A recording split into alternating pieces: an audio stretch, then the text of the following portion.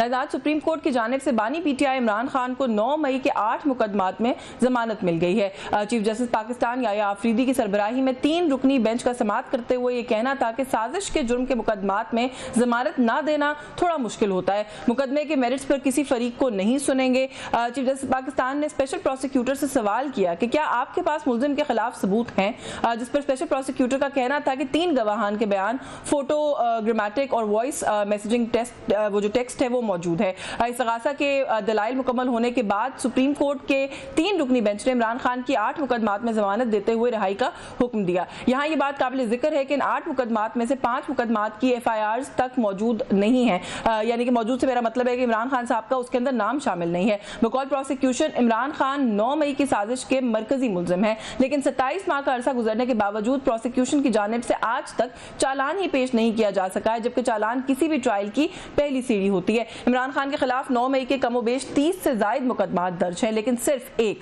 GHQ हमला case में trial जारी है।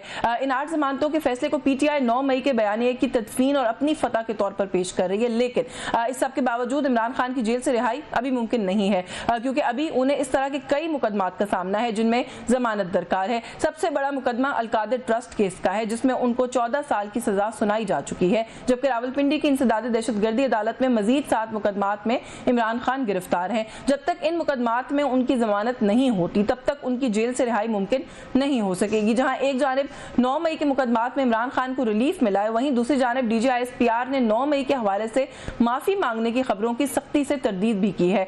इस्लामाबाद में एक तकरीब से खिताब के बाद सहाफियों से गैर रस्मी गुफ्तगू करते हुए उनका कहना था कि माफी वाली बात में कोई सदाकत नहीं है और जिन्होंने 9 मई किया है उन्हें इसका जवाब देना होगा, क्योंकि 9 मई का मुकदमा फौज का नहीं बल्कि अवाम का मुकदमा है। DGISPR ने ब्रसल्स में आर्मी चीफ की जानिब से किसी भी इंटरव्यू के दिए जाने की भी तरदीद की है। उनका कहना था कि आर्मी चीफ ने कोई सियासी बात नहीं की, बल्कि सहाफी ने जाती मफाद और तशहीर के लिए गैर जिम्मेदारी का मुजाहिरा किया। तो ये कुछ इशूज हैं जिन पर आज के इस प्रोग्राम में हम बात करने की कोशिश करेंगे। हमारे साथ जो मेहमान शख्सियात मौजूद हैं, हम तारुफ करवा के गुफ्तगू का आगाज करेंगे।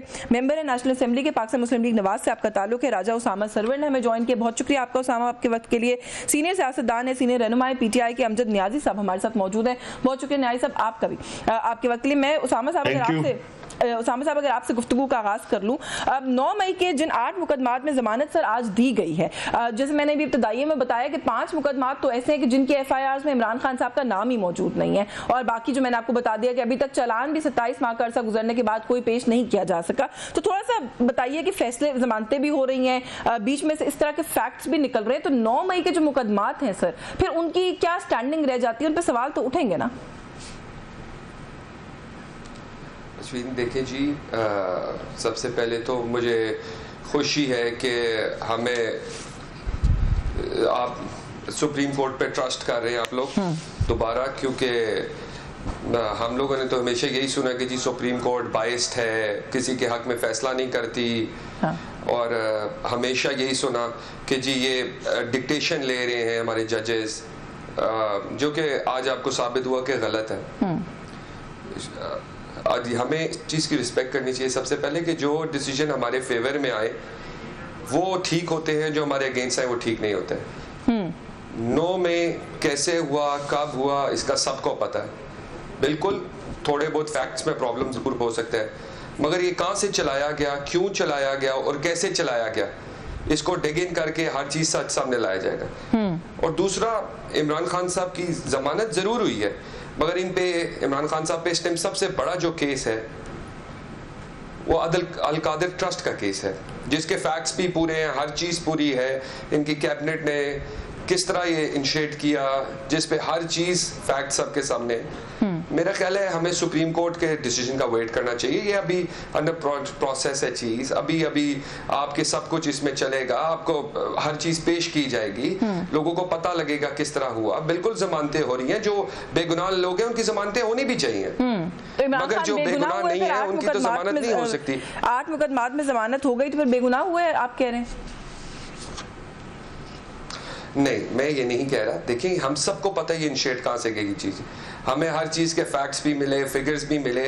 आज तक हमें इस चीज़ को एक्सेप्ट करने में प्रॉब्लम हो रहा है हमारी जमात को कि जी कि हमने ये इनिशिएट क्यों किया। इनसे सवाल हमारा हमेशा ये रहा कि आपने इतना बड़ा एक प्रोसेस इनिशिएट किया, उसके पीछे बैकग्राउंड आपका मकासद क्या थे कि आपका एक इदारा है जिसकी इतनी बड़ी बड़ी कुर्बानियां इस मुल्क के लिए, जिसने हर वक्त में आपकी मदद की, हर प्रॉब्लम में आपके साथ खड़ा रहा। आपने उनके इदारों, उन शहोदा की चीजों को टारगेट किया, आपने जहाज जलाए, आपने कोर कमांडर हाउस जला दिया, आपने कोशिश की कि किसी तरह इस पाकिस्तान में किनार की फैले और ये पाकिस्तान गिर जाए, मगर अल्लाह पाक इज्जत देने वाला, दोबारा से ना वही वाली बातें रिपीट करें या वही एलिगेशंस दोबारा लेवल करें। लेकिन आज ये जो डिसीजन आया उसके अंदर ये बड़ा वजाहत के साथ कहा गया है कि जो कुछ मटेरियल रिकॉर्ड के ऊपर लाया गया है regarding the alleged criminal conspiracy attributed to the petitioner requires scrutiny and the same would be judged after recording pro and contra evidence during the trial. So बताना मैं ये चाह रही हूँ कि ये जो फैसला सुना दिया गया है कुछ लोगों की तरफ से कि मास्टरमाइंड किया है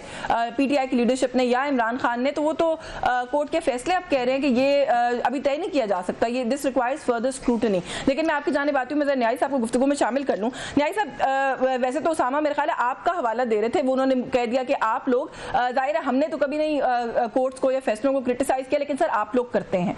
तो थोड़ा सा पहले यहाँ से अगर शुरू कर ले सर कि आज सुप्रीम कोर्ट ठीक हो गई है, आज चीफ जस्टिस साहब की तकर्रुरी के ऊपर कोई प्रॉब्लम नहीं है 26वीं आईनी तरमीम के बाद, क्योंकि आज तो सबने कहा कि इंसाफ की फतह हुई है।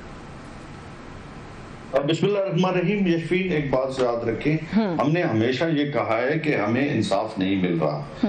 हमें मेरिट के बुनियाद पे हमारे खिलाफ जो मुकदमा सुने जा रहे हैं, मेरिट के अगेंस्ट हमारे खिलाफ, हर आप देख लेंगे पिछले 1.5-2 साल में कोई ऐसा मुकदमा, कोई ऐसा केस जिसमें हमें इंसाफ मिला हो। हम हमेशा ये कहते हैं कि केसेस को मेरिट की बुनियाद पे देखा जाए, और हमारे खिलाफ जो केसेस बनाए गए हैं उनके बेनिफिशियरी कौन है?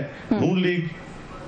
आप समझे कि हम पाकिस्तानी हैं, हम ऐसा कैसे ऐसा अमल कर सकते हैं जिसमें एक हम पॉलिटिकल पार्टी, और पॉलिटिकल पार्टी कभी अपने खिलाफ बयान नहीं बनवा सकती है।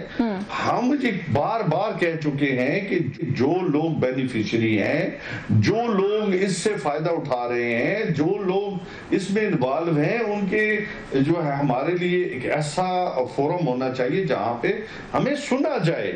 अगर कोई वहां पे मुल्जिम है, मुजरिम है, मतलब देखें उसको अदालतों से सजा और जजा मिलनी चाहिए। हम बारहा कह चुके हैं, बारहा खत्म हुए ना या नहीं हुए। देखिए हम पाकिस्तानी हैं, मेरी बात सुन रहे ना यशफीन, हम पाकिस्तानी हैं, पॉलिटिकल पार्टी हैं, पॉलिटिकल सोच रखते हैं, पीस ऑफ माइंड के साथ हम आगे की तरफ प्रोसीड कर रहे हैं। बदकिस्मती ये है कि हमें जानबूझ के ऐसे केसेस में डाला जा रहा है, ऐसी चीजें हो रही हैं जो हम कहते हैं ये ना हमें ख्वाब में भी नहीं पता।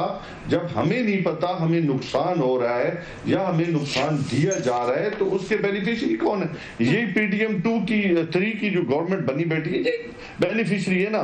तो आप खुद सोचें कि ये केसेस जो इनको फायदा दे रहे हैं, हम कैसे कर सकते हैं ऐसे काम जिसमें हम नहीं सर, देखिए इसके अंदर दो बातें हैं, ठीक है, कोई भी पॉलिटिकल पार्टी ऐसा बयानिया नहीं बनाएगी या ऐसा काम नहीं करेगी। इजाजत देना, कोई भी पॉलिटिकल पार्टी ऐसा काम तो बिल्कुल नहीं करेगी जो उसके अपने खिलाफ जाए। लेकिन सर आप लोग ये भी तो डिनाई नहीं कर सकते कि 9 मई को प्रोटेस्ट की कॉल आपने दी थी, 9 मई को हसास मकामात के बाद आपने अपने लोगों को बुलाया था। अब वहां पे उसके बाद क्या हुआ वो ठीक है, वो उसको नहीं बुलाया था, कभी नहीं, प्रोटेस्ट की बात करी, प्रोटेस्ट करने के लिए नहीं बुलाया था।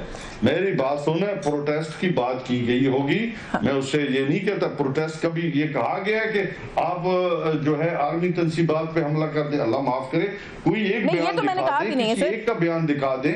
सब लीडरशिप जो है वो तमाम की तमाम लीडरशिप, और खान साहब तो ऑलरेडी अपना पुलिस कस्टडी में थे, रेंजर की कस्टडी में थे। आप खुद सोचे वो तो बंद थे। चले न्याय साहब, मैंने ना ब्रेक क्योंकि लेनी है, मुझे ब्रेक से पहले बस सिर्फ ये बता दें कि आज आप मुतमईन हैं, तारीफ भी कर देनी चाहिए ना। आज आप समझते हैं कि इंसान जीत गया है, गिले खत्म हुए कि नहीं हुए? देखें क्या, मेरी बात सुन ले, मेरी बात देखें, हम हमेशा इदारों की बालादस्ती की बात करते हैं, हम मेरिट की बात करते हैं।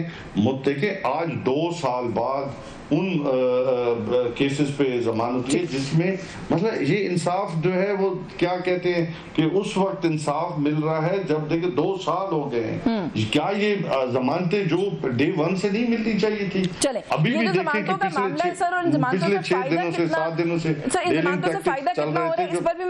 थे, फिर भी कहते हैं देखिए हम इदारों पे इत्मीनान करते हैं, हम बावजूद हमें इंसाफ नहीं मिल रहा है, बावजूद हमें सजाएं मिल रही है, लेकिन हम जब क्यों कहते हैं रूल ऑफ लॉ पे अमल होना चाहिए, इसलिए कहते हैं पाकिस्तान बढ़ेगा तब आगे। सर मुझे इजाजत में एक ब्रेक ले लूं, और ये वैसे बड़ा दिलचस्प है कि जब अपनी मर्जी के डिसीजन आए, ये खाली मैं आपको नहीं कह रही, मैं क्रॉस बोर्ड बात कर रही हूँ कि अपनी मर्जी का फैसला आ जाए तो इदारे बहुत अच्छे हो जाते हैं, फिर हम तारीफें सुनते हैं। थोड़ा सा इस पर मैं मजीद बात करूँ।